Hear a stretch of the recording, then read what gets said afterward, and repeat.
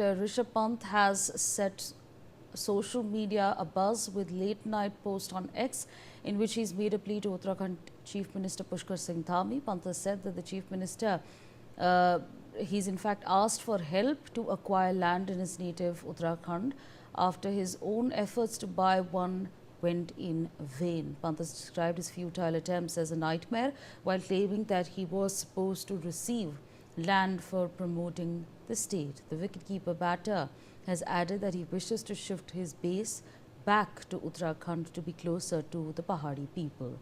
Sanjay Srivastava joins us from the broadcast to share more on this. Sanjay, जानकारी दीजिए हमको.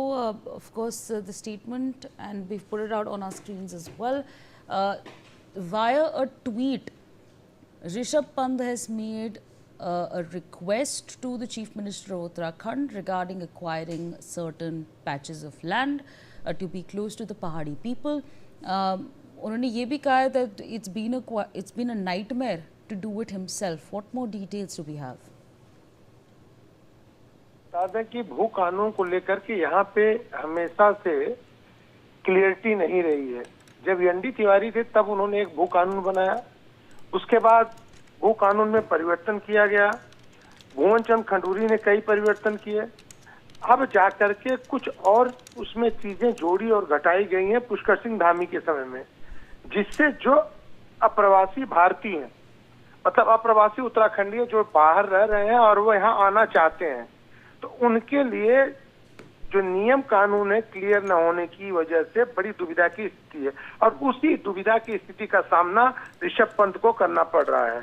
वह लगातार प्रयास कर रहे हैं, जैसा उन्होंने ट्वीट के माध्यम से अपनी बात को रखा है कि वह अपने गृह जनपद में आना चाहते हैं, लेकिन नियम कानून की क्लियरिटी न होने से वह यहाँ पे जो लैंड है वो परचेज नहीं कर पा रहे हैं.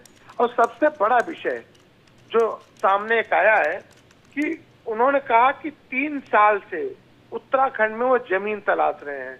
ये बहुत बड़ा विषय है, क्योंकि ऋषभ पंत छोटा नाम नहीं है, बड़ा नाम है. और इस प्रदेश के लिए, प्रदेश के लोगों को पहचान दिलाने में उन्होंने काम किया है.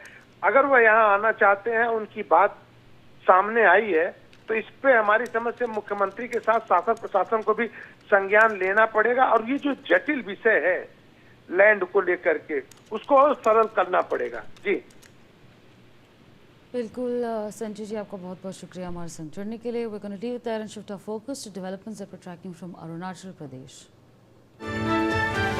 India has formally marked 27 locations